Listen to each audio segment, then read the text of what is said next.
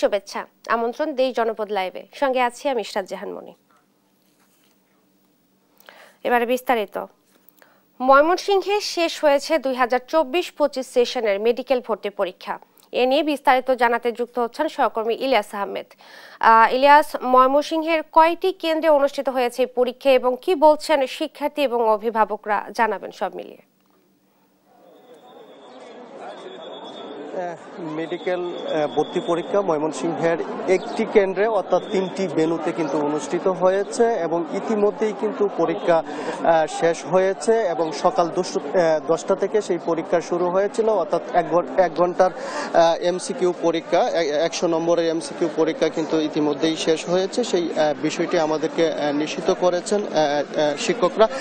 অর্থাৎ এখনো পর্যন্ত কিন্তু শিক্ষার্থীরা তাদের যে হল, সেই হল থেকে কিন্তু এখন পর্যন্ত বের হয়নি। অর্থাৎ আস্তে আস্তে সেই হল থেকে বের হতে শুরু করেছেন শিক্ষার্থীরা এবং আমরা দেখেছি যে বাহিরে অভিভাবক যারা রয়েছেন শিক্ষার্থীদের, তারা কিন্তু অধীর আগ্রহে অপেক্ষা করছেন। অর্থাৎ তারা অনেকটাই কিন্তু উদ্বেগ উৎকণ্ঠার মধ্যে রয়েছেন। তাদের ছেলে মেয়েদের পরীক্ষা কেমন হয় সেই বিষয়টি নিয়ে কিন্তু তাদের মধ্যে যে উৎকণ্ঠা সেটি কিন্তু অনেকটাই কাজ করছে। আমরা এখন রয়েছি আনন্দমোহন কলেজ ভেন্যুতে কিন্তু আমরা রয়েছি। এখানে আপনার মাধ্যমে একটু দেখাতে চাই, এখানে কিন্তু শিক্ষার্থীদের যে অভিভাবক অর্থাৎ শত শত অভিভাবক কিন্তু তারা জড়ো হয়েছেন এবং তাদের ছেলে মেয়েদের পরীক্ষা কেমন হয়েছে সেইটি জানার আগ্রহে কিন্তু তারা এখনো দাঁড়িয়ে আছেন এবং আমরা দেখেছি যে ময়মনসিংহের বিভিন্ন জায়গা থেকে কিন্তু শিক্ষার্থীরা বিভিন্ন ভেন্যুতে কিন্তু এসে মেডিকেল কলেজের যে পরীক্ষা সেটিতে কিন্তু অংশগ্রহণ করেছেন।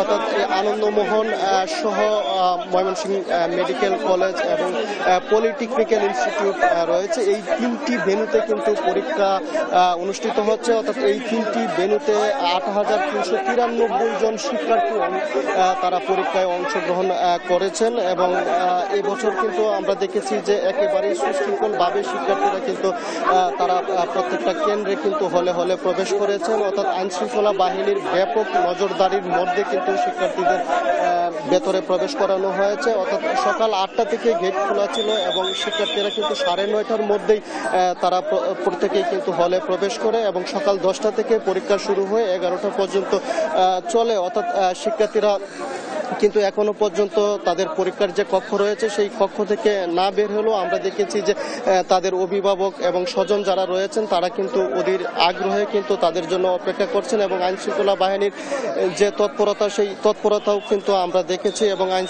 আইনশৃঙ্খলা বাহিনী কিন্তু ব্যাপক তৎপরতার মধ্য দিয়ে এবছর কিন্তু মেডিকেল কলেজের যে পরীক্ষা সেটি কিন্তু অনুষ্ঠিত হচ্ছে। অর্থাৎ আরেকটি বিষয় যদি জানিয়ে রাখি যে বাংলাদেশে এবছর সরকারি বেসরকারি মেডিকেল কলেজে কিন্তু 1,35,261 জন শিক্ষার্থী কিন্তু পরীক্ষায় অংশগ্রহণ করার কথা রয়েছে। অর্থাৎ এর মধ্যে ভর্তির সুযোগ পাবেন 8,380 জন শিক্ষার্থী ভর্তির কিন্তু সুযোগ পাবেন এবং যারা 40-এর উপরে মার্ক পাবেন তারা কিন্তু দেশের সরকারি বেসরকারি এবং বিদেশে কিন্তু মেডিকেলে পড়ার সুযোগ কিন্তু তাদের রয়েছে, সেই বিষয়টি কিন্তু নিশ্চিত করা হয়েছে। অর্থাৎ আজকে এমসিকিউ 100 নম্বরের পরীক্ষা হয়েছে।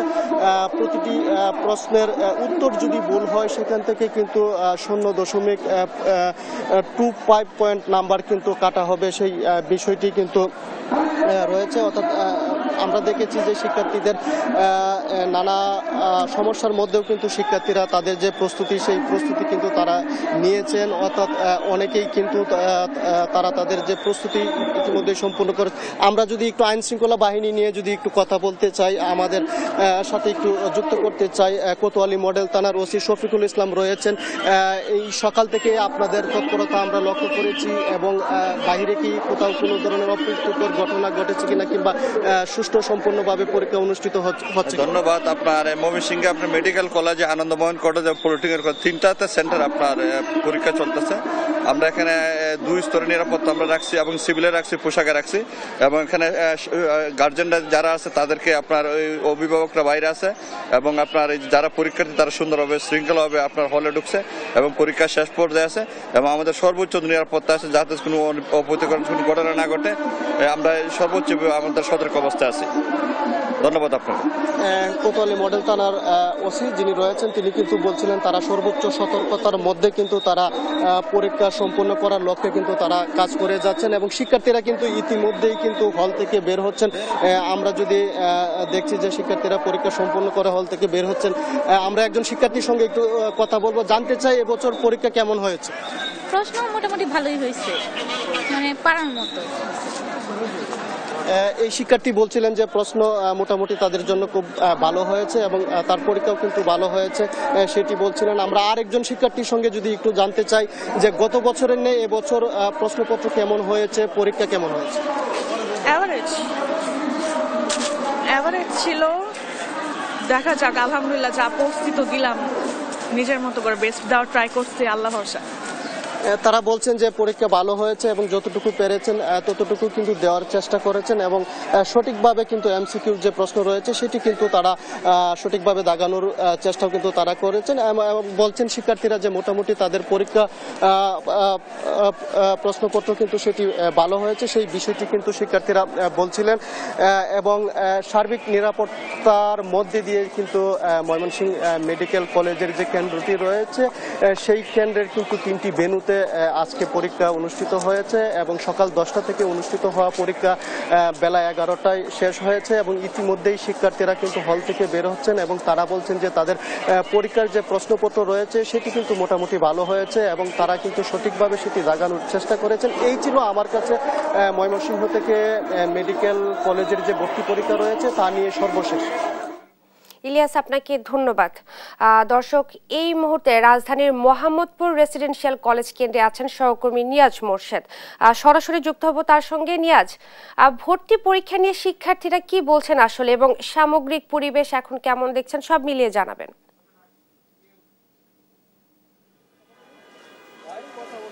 ধন্যবাদ আপনাকে। এইমাত্র কিন্তু ভর্তি পরীক্ষা শেষ হয়েছে। মেডিকেল ভর্তি পরীক্ষা 2024 এবং 25 অর্থ বছরের যে ভর্তি পরীক্ষা সেটি 1 ঘন্টা ব্যাপী চলার পরে আজকে এইমাত্র কিন্তু শেষ হয়েছে এবং আপনি দেখছেন যে শিক্ষার্থীরা কিন্তু বের হচ্ছে এবং আপনার তারা কিন্তু আসলে যেটা আমাদেরকে বলেছেন যে পরীক্ষা বেশ ভালোভাবেই হয়েছে এবং কোনো ধরনের কোনো সমস্যা হয় নাই এবং যে প্রস্তুতি নিয়েছে সেই প্রস্তুতিমূলক আসছে। এবং আপনাকে একটু বলে রাখি যে আপনার একটু কথা বলি যে কেমন হয়েছে পরীক্ষা। ভালো।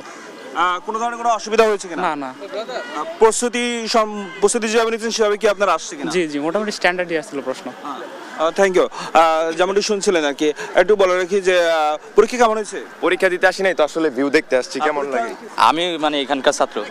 যেমনটি শুনছিলেন ভাই, পরীক্ষা কেমন হয়েছে আপনার? বেশ, আলহামদুলিল্লাহ বেশ ভালো। কোনো ধরনের কোনো সমস্যা হয়েছে কিনা? না না। যেমনটি শুনছিলেন আর কি, আপনার পরীক্ষার্থীরা কিন্তু বলছেন যে আপনি একটু কথা বলি, পরীক্ষা কেমন হয়েছে, প্রিপারেশন মতো হয়েছে কিনা? আলহামদুলিল্লাহ হয়েছে প্রিপারেশন মতো। আর কোনো ধরনের কোনো অসুবিধা হয়েছে কিনা পরীক্ষা কেন্দ্রে বা আপনার এখানে আসতে? একটু নার্ভাসনেস কাজ করছিল। আর আমাদের ক্লাসে যেই টিচারটা ছিল খুবই মানে ফ্রেন্ডলি, মানে খুব সুন্দরভাবে আমাদের আগেই সব বলে দিয়েছে এবং মানে আমরা যেই প্যানিক অ্যাটাক হবে আমাদের সেই জিনিসটা সে অনেক ক্লিয়ার করে দিয়েছে, যে মানে অনেক সুন্দরভাবে বুঝাইছে যে লাইফে এইটাই সব কিছু না, এইভাবে এটা করবা। খুবই পজিটিভ ছিল তারা আমাদের জন্য। সংক্ষিপ্ত ছিল আসলে এসএসসি পরীক্ষা, সেক্ষেত্রে আপনার এই মেডিকেল ভর্তি পরীক্ষা কোনো ধরনের কোনো অসুবিধা হয়েছে কিনা? না না না, ওই দিক থেকে মানে প্রশ্ন আলহামদুলিল্লাহ ভালো হয়েছে, ঠিক আছে। মানে ভাবছিলাম যে সাম্প্রতিক অ্যাড করছে, মানে যে আমাদের আন্তর্জাতিক অ্যাড করছে না, সেই অনুযায়ী অন্যরকম একটা ভয় পাইছিলাম, কিন্তু আলহামদুলিল্লাহ ভালো হয়েছে। ইংলিশের জিনিসটাও ভালো হয়েছে, এখন দেখা যাক কি হয়। ধন্যবাদ।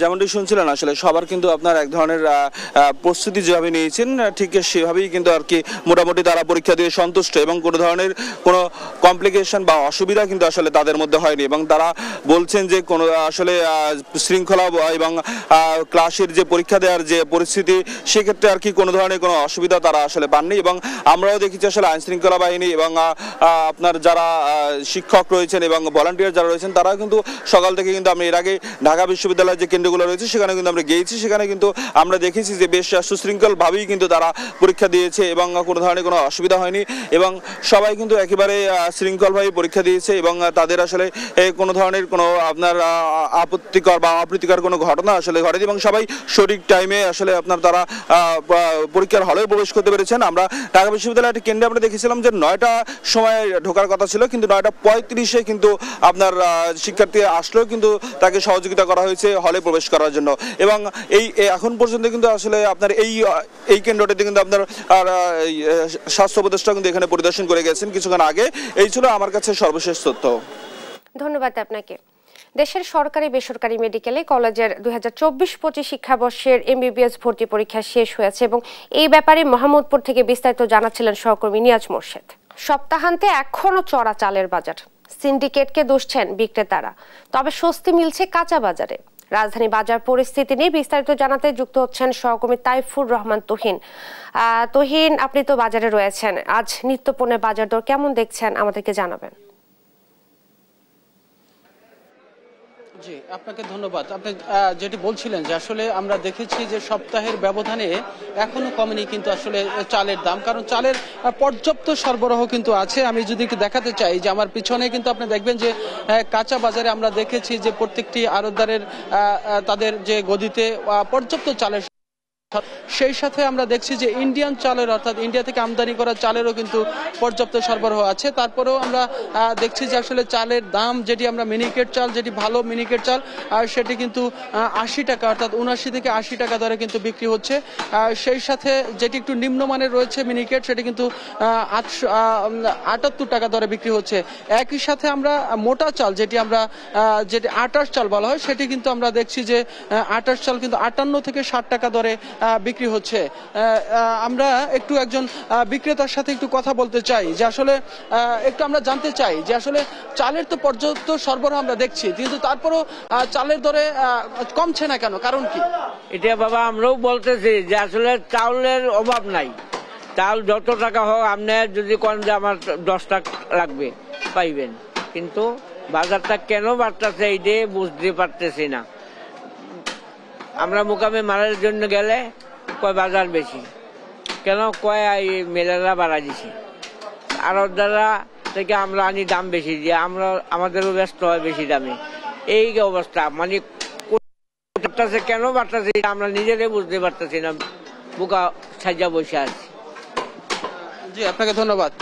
যেটি শুনছিলেন আসলে চালের পর্যাপ্ত সরবরাহ আছে, কিন্তু অর্থাৎ যারা আড়তদার রয়েছে তারা কিন্তু আসলে একটা সিন্ডিকেটের মাধ্যমে এই চালের দামটাকে আসলে বৃদ্ধি করেছে বলে কিন্তু এখানে যারা খুচরা বিক্রেতা রয়েছে তারা কিন্তু অভিযোগ আমরা লক্ষ্য করছি। সেই সাথে আমরা অন্যান্য যে আসলে নিত্যপণ্যের দাম, সেখানেও কিন্তু আমরা দেখছি যে আসলে সবকিছু কিন্তু ঊর্ধ্বমুখী রয়েছে, কিছু কিছু পণ্য যেগুলো স্থিতিশীল রয়েছে।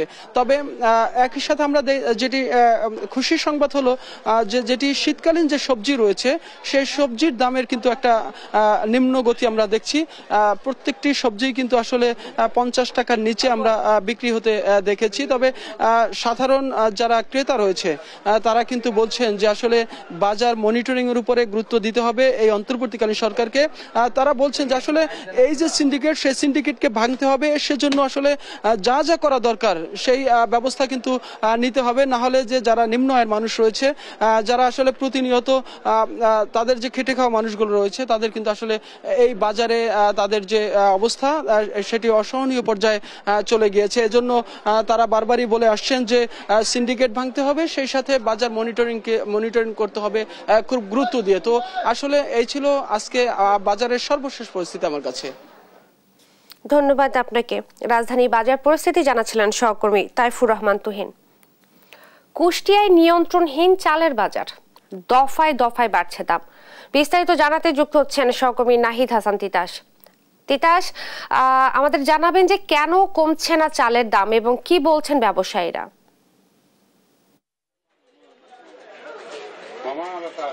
মনি, কুষ্টিয়ায় চালের বাজার একেবারেই নিয়ন্ত্রণহীন, অর্থাৎ কোনোভাবেই নিয়ন্ত্রণ করা যাচ্ছে না। সরকার চাল আমদানির পরে শুল্ক ছাড় দিয়েছে, এরপরে স্থানীয় প্রশাসন নিয়মিত বাজার মনিটরিং করছে, তারপরে দাম কমাতো দূরের কথা, দফায় দফায় কিন্তু চালের দাম বাড়ছেই।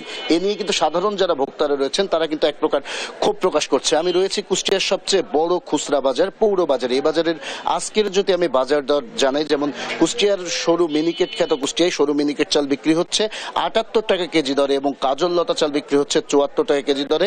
মোটা যে 28 চাল রয়েছে সেটিও বিক্রি হচ্ছে 60 টাকা কেজি দরে। অর্থাৎ আমরা বলতে পারি সর্বনিম্ন যেটাকে গরিবের চাল হিসেবে আমরা বলি, সেই মোটা 28 চালও বিক্রি হচ্ছে 60 টাকা কেজি দরে। 60 টাকা কেজির নিচে কিন্তু কোনো চালের দাম নেই। এ বিষয়ে যারা খুচরা বিক্রেতা রয়েছে আমি তাদের সাথে কথা বলেছি। খুচরা বিক্রেতারা যেটি বলছে, আসলে এখানে তাদের করার কিছু নেই, কারণ তারা মিলগেট থেকে যে দামে চাল কিনেন তার থেকে 2 টাকা লাভ রেখে কিন্তু চালের দাম চাল বাজারে বিক্রি করেন। তারা বলছেন যে মিলগেটে যতদিন না পর্যন্ত চালের দাম কমবে ততদিন পর্যন্ত চালের দাম কমা কোনো সম্ভাবনা নেই। এদিকে তারা আরেকটি আশঙ্কার যে কথা বলছেন যে যত ধরনের পদক্ষেপই নেওয়া হোক না কেন চালের দাম কিন্তু কমার কোনো সম্ভাবনা নেই। তারা বলছে যে আগামী 2 মাসে চালের দাম কমার তো কোনো সম্ভাবনা নেই, বরঞ্চ বাড়বে। তারা কিন্তু এক প্রকার মিল মালিকদের বিরুদ্ধে অভিযোগ করছে, বলছে কিছু কিছু যে বড় বড় কুষ্টিয়ার খাজানগরের যে মিল মালিক রয়েছে তারা কিন্তু এক প্রকার এই চালের বাজারটিকে জিম্মি করে রাখছে, অর্থাৎ তারা কিন্তু এই চালের দাম দফায় দফায় বাড়িয়ে দিচ্ছেন, যার ফলে কিন্তু চালের বাজারের যে অস্থিরতা সেটা কোনোভাবেই নিয়ন্ত্রণ করা যাচ্ছে না, চালের দাম বেড়েই যাচ্ছে।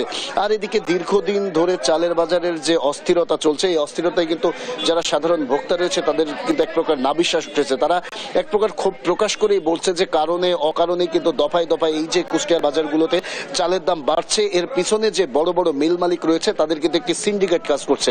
যতদিন না পর্যন্ত সরকার এই বড় বড় মিল মালিকদের এই সিন্ডিকেট না ভাঙতে পারবে ততদিন পর্যন্ত কিন্তু চালের বাজার কোনোভাবেই নিয়ন্ত্রণ করা যাবে না। আমরা দেখছি দীর্ঘদিন ধরেই কিন্তু কুষ্টিয়ার যে চালের বাজারের যে অস্থিরতা সেটা কিন্তু চলছেই, অর্থাৎ কমাতো দূরের কথা বাড়ছেই। সরকার নানামুখী পদক্ষেপ নিচ্ছে কিন্তু তারপরেও কিন্তু কোনো পদক্ষেপ কাজে আসছে না। আপনাকে একটু পরিসংখ্যান জানিয়ে রাখতে চাই যে গত 1 মাসে কিন্তু কুষ্টিয়ার বাজারগুলোতে প্রায় কয়েক দফা অর্থাৎ 3 থেকে 4 দফা চালের দাম বেড়েছে, যেটা কেজিতে 4 থেকে 6 টাকা পর্যন্ত চালের দাম বেড়েছে। আর গত 2 সপ্তাহ যদি আমি তথ্য জানাই, গত 2 সপ্তাহে কিন্তু 2 থেকে 4 টাকা পর্যন্ত কেজিতে সব ধরনের চালের দাম বেড়েছে।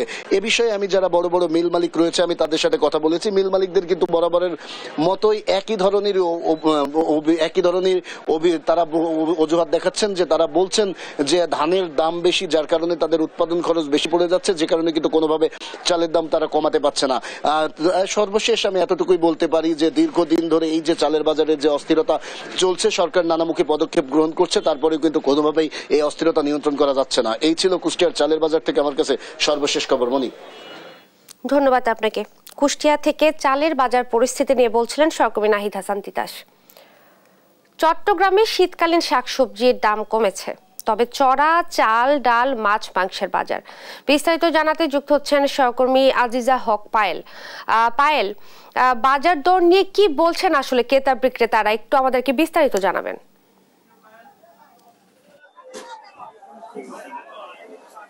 আমি আছি আজকে চট্টগ্রামের সবচেয়ে সুলভ মূল্যে যেখানে পাওয়া যায় পাইকারি বাজার, এই পাহাড়তলি বাজারে। এই বাজারে এসে আমি দেখলাম আজকে শীতকালীন সবজির বাজার কিছুটা কমলেও তবে মাছ মাংসের দাম চড়া বলে জানিয়েছেন আমাকে এখানে ক্রেতারা এবং বিক্রেতারা।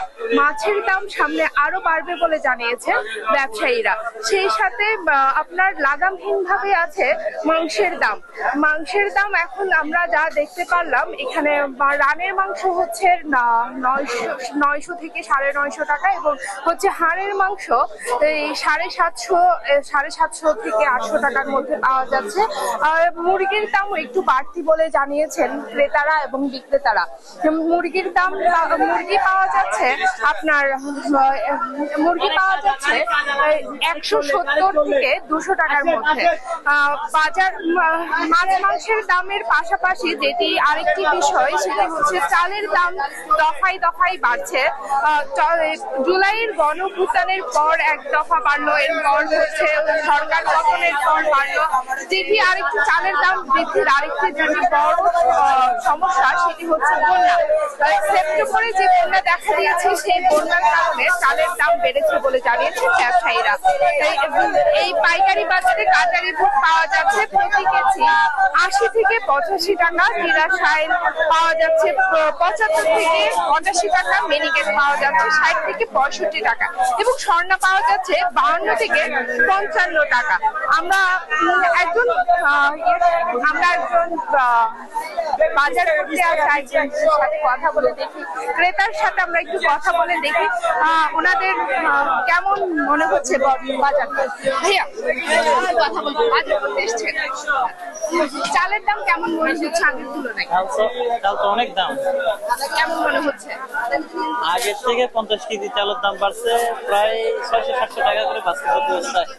আমি সবসময় নিতাম আর কি, এখন 600 টাকা করে প্রতি বস্তায় বাড়ছে 50 কেজি।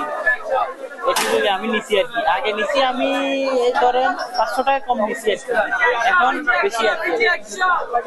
ধরেন আপনার 50 কেজি চাউলের দাম আসছে 4500 টাকা। পাশাপাশি অন্যান্য জিনিসপত্রের দাম কেমন? অন্যান্য জিনিসগুলো এখন একটু দাম কম আছে, আগে একটু দাম বেশি আছে, মোটামুটি দাম। আমি একজন মহিলার সাথে কথা বলে দেখি, উনি বাজার করেন, সবসময় সংসার চালান, কেমন মনে হচ্ছে জিনিসপত্রের দাম? ঠিক আছে, মহিলা ক্রেতা বলছিলেন উনি আসলে কথা বলতে পারছে না, তো আমরা এখানে কথা বলে দেখলাম। একজন ক্রেতার সাথে একটু কথা বলি।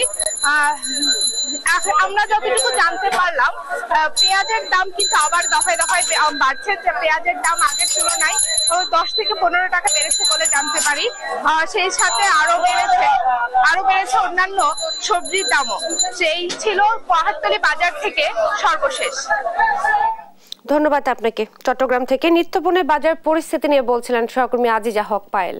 পরিকল্পিত ব্যবস্থাপনার অভাবে দিন দিন ময়লার ভাগাড়ে পরিণত হচ্ছে গাজীপুর সিটি কর্পোরেশন। বিস্তারিত জানাতে যুক্ত হচ্ছেন সহকর্মী এম নজরুল ইসলাম। নজরুল, এ নিয়ে আসলে কর্তৃপক্ষ কি বলছে জানাবেন।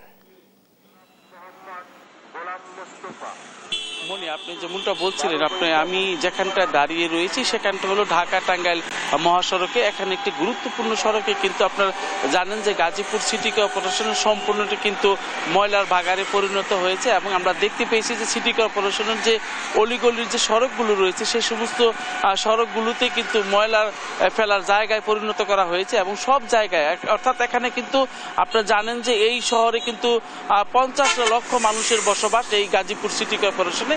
এই সিটি কর্পোরেশনে 50 লক্ষ মানুষের বসবাস হলো, কিন্তু তাদের জীবনযাত্রা মান কিন্তু একটা নিম্নমুখী। অর্থাৎ অন্যান্য সিটি কর্পোরেশনে যেভাবে মানুষের সুযোগ সুবিধা রয়েছে এখানে কিন্তু সেটা পাচ্ছে না সাধারণ মানুষ। এখানে কিন্তু আপনার ময়লা দিয়ে কিন্তু সম্পূর্ণ সিটি কর্পোরেশন, অর্থাৎ প্রতিটি মানুষ যখন ঘর থেকে বের হয় তখনই তাদের ময়লার দুর্গন্ধই তাদেরকে রুমাল চেপে কিন্তু হয়। আমি যেখানটায় দাঁড়িয়ে রয়েছি সেখানটা হলো ঢাকা টাঙ্গাইল মহাসড়ক, একটি ব্যস্ততম সড়ক। এখানে কিন্তু আপনারা জানেন যে এখানে কলেজ রয়েছে, স্কুল রয়েছে, একটি প্রাথমিক বিদ্যালয় সহ বেশ কয়েকটি স্কুল কলেজ রয়েছে। এখানেই কিন্তু আপনার যে ময়লার পাশে একটি সরকারি প্রতিষ্ঠান রয়েছে হর্টিকালচার, এর সামনেই কিন্তু আপনার এই যে ময়লাগুলো ফেলা হচ্ছে। এখানে আশপাশে দোকানপাট যে রয়েছে তারাও কিন্তু ময়লার যন্ত্রণায় অতিষ্ঠ। এই সকাল থেকে এইভাবে ময়লা ফেলতে ফেলতে আপনার এই ফুল লাইনের সড়কটি কিন্তু আপনার ফুল লাইনের সড়ক সেটা কিন্তু ওয়ান লাইন হয়ে যায়। আপনারা দেখতে পাচ্ছেন মানুষ কিন্তু এখানে প্রতিদিন দুর্ঘটনার শিকার হচ্ছে। একটা সাধারণ মানুষ কিন্তু অটোর সাথে এবং গাড়ি এবং দূরপাল্লার যে বাসগুলো এখানে চলে এখানে কিন্তু গতি নিয়ন্ত্রণ হারিয়ে ফেলে এই সমস্ত ময়লার কারণে। তো এখানে কিন্তু যে ময়লার বাগার তৈরি হয়েছে সব জায়গায়, আপনারা জানেন যে গাজীপুর সিটি কর্পোরেশন নিজস্ব কোনো ডাস্টবিনের ব্যবস্থা না, ডাম্পিং এর কোনো ব্যবস্থা না থাকার ফলে কিন্তু তারা কি মহাসড়ক এবং আশপাশের যে সড়কগুলো রয়েছে সেগুলোই কিন্তু তারা বেছে নিয়েছেন ময়লার ফেলার জন্য।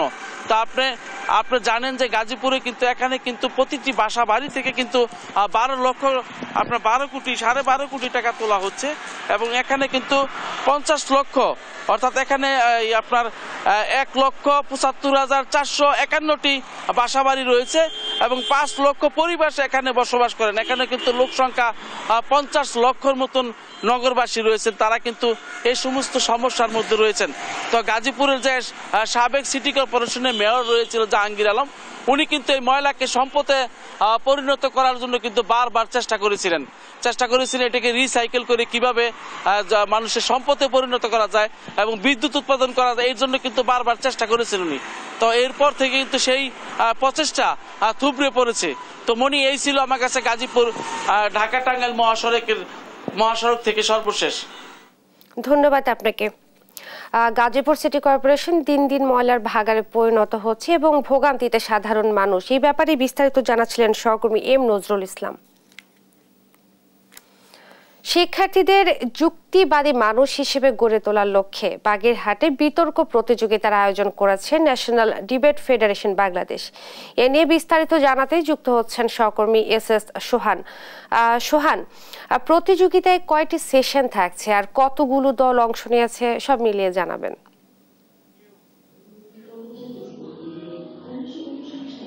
বাগেরহাটে এই যে বিতর্ক উৎসব, এটি কিন্তু সকাল থেকে শুরু হয়েছে। সকাল থেকে আমরা দেখেছি জেলার বিভিন্ন উপজেলা এবং শিক্ষা প্রতিষ্ঠান থেকে কিন্তু ৫ শতাধিক শিক্ষার্থী এখানে উপস্থিত হয়েছে এবং সকালে এই প্রতিযোগিতার উদ্বোধন করেছেন বাগেরহাটের জেলা প্রশাসক আহমেদ কামরুল হাসান। এই প্রতিযোগিতায় কিন্তু এনডিএ অর্থাৎ ন্যাশনাল ডিবেট ফেডারেশনের চেয়ারম্যান AKM সোহেব, মহাপরিচালক এম আলমগীর সহ বিভিন্ন পর্যায়ের অতিথিরা উপস্থিত হয়েছেন এবং এটি কিন্তু বিতর্ক প্রতিযোগিতা ঠিক নয়, একটি বিতর্ক উৎসব। এই আয়োজনে বাগেরহাটে আসলে শিশু বিতর্ক প্রদর্শনী, সংসদীয় বিতর্ক, পেশাজীবী বিতর্ক, প্ল্যানচেট বিতর্ক প্রদর্শনী, বারোয়ারি বিতর্ক, পাবলিক স্পিকিং এবং কুইজ প্রতিযোগিতার আয়োজন করা হয়েছে। আসলে সবকিছু মিলিয়ে এটি কিন্তু বিতর্কিকদের একটি উৎসবে পরিণত হয়েছে। আমার সাথে এখন এই যে এনডিএফ বিতর্ক ন্যাশনাল যে ডিবেট ফেডারেশনের চেয়ারম্যান AKM সোহেব রয়েছেন। আমরা তার কাছে একটু জানবো যে এই যে আয়োজন প্রত্যন্ত একটি জেলায় হচ্ছে, এই আয়োজন ভবিষ্যতেও অব্যাহত থাকবে কিনা এবং কি ধরনের সাড়া পেয়েছেন তারা। দেখুন, বাংলাদেশের শেষ প্রান্তে কিন্তু এরকম একটি বিশাল আয়োজন হচ্ছে, যেটা বাগেরহাটের ইতিহাসে প্রথম, যেটাকে আমরা নাম দিয়েছি বসুন্ধরা সিমেন্ট NDBD বাগেরহাট জেলা বিতর্ক উৎসব 2025। এবং বিতর্কের মধ্য দিয়ে এই বাগেরহাটের শিক্ষার্থীরা যারা আগামীর বাংলাদেশ গড়বে, তাদের মেধা মনন বিকাশের ক্ষেত্রে ব্যাপক ভূমিকা পালন করবে। কারণ বিতার্কিকরা সাধারণত পড়াশোনার পাশাপাশি বিভিন্ন ধরনের জ্ঞান অর্জন করেন এবং আপনারা জানেন পরমত সহিষ্ণু, যুক্তিবাদী এবং দেশভিত্তিক জ্ঞানভিত্তিক সমাজ বিনির্মাণ করতে হলে এই বিতর্কের কোনো তুলনা হয় না এবং বিতর্ক প্র্যাকটিসের তুলনা হয় না।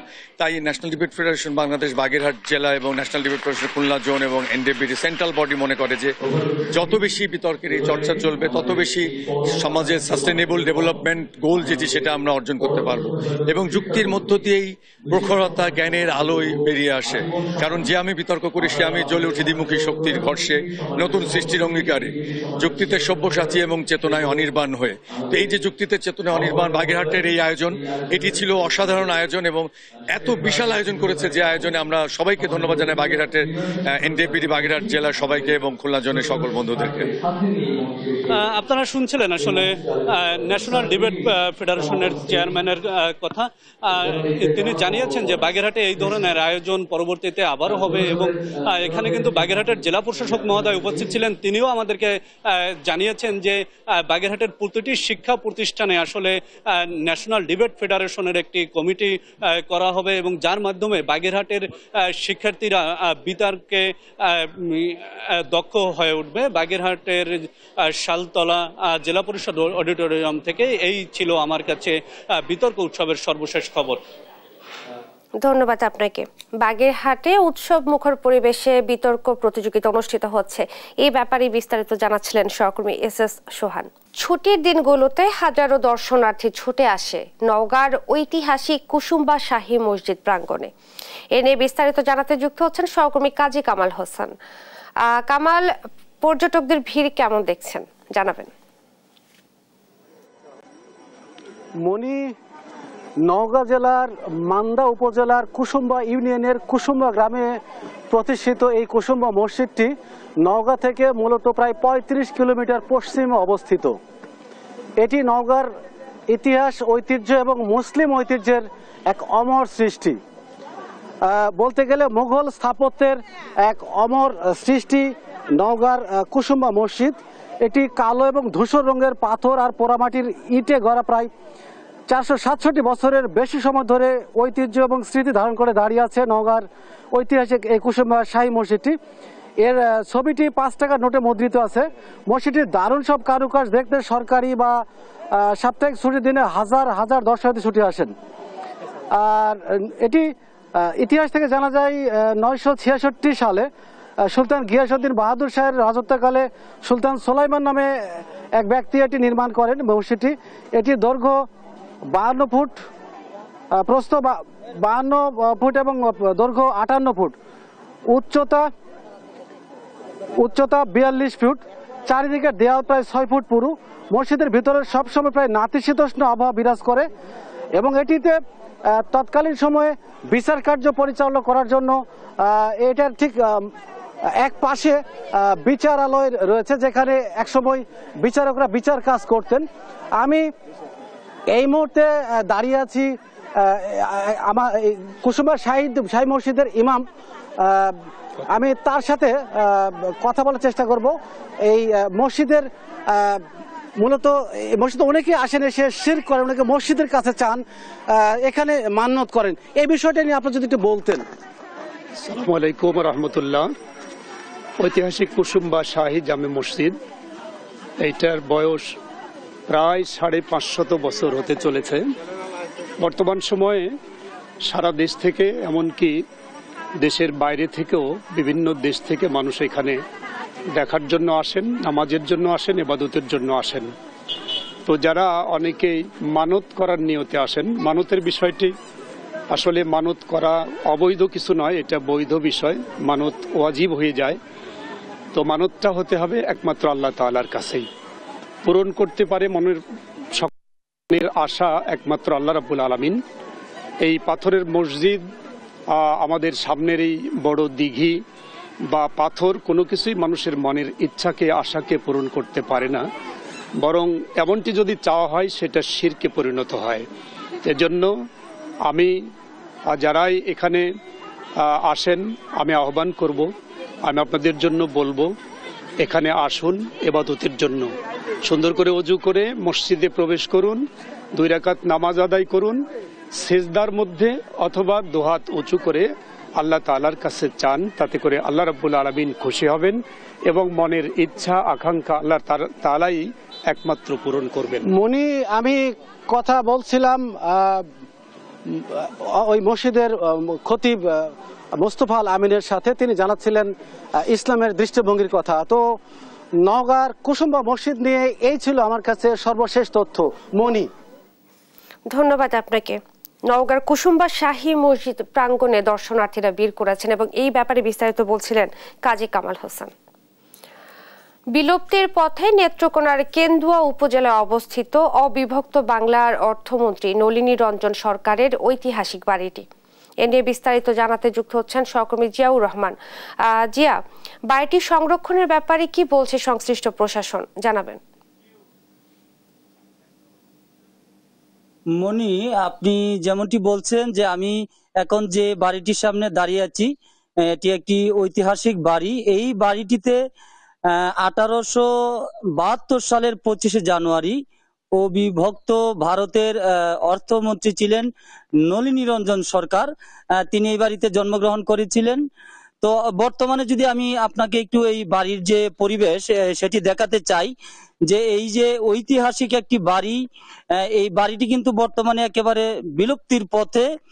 বাড়ির যে বিভিন্ন পলেস্তারা, এরপরে বাড়ির দেয়াল, ছাদ, এগুলো কিন্তু ধীরে ধীরে ভেঙে ভেঙে কিন্তু পড়ছে।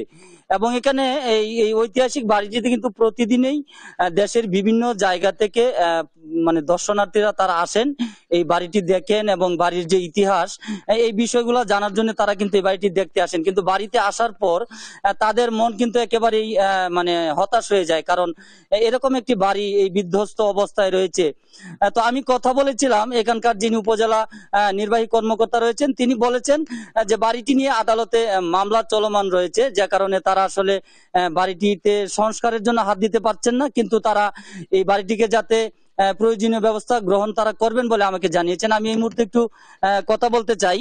আমাদের এই বাড়িতে যারা বসবাস করেন উত্তরাধিকার সূত্রে এরকম একজন বাসিন্দা দীপ্ত সরকার। আচ্ছা, আপনি এই বাড়িটির বর্তমান অবস্থা সম্পর্কে একটু বলতেন। এটা আমার দাদার মামুর বাড়ি। আমার দাদার নাম শ্রী টিকেন্দ্র রঞ্জন সরকার। আমার দাদার নামে উনি যে ভারতের অর্থমন্ত্রী যখন যানগা তখন তিনি আমার দাদার নামে আমুক্তা নামা চেক মূল্যে দলিল করে দিয়ে গেছেন। দেয়া যাওয়ার পরে এখন এই জায়গা আপনি এনিমিভুক্ত হইয়া।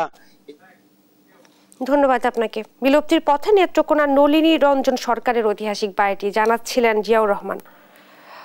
এই ছিল এখনকার দেশ জনপদ লাইভ। পরের বুলেটিন দেখার আমন্ত্রণ রইল। ধন্যবাদ সবাইকে।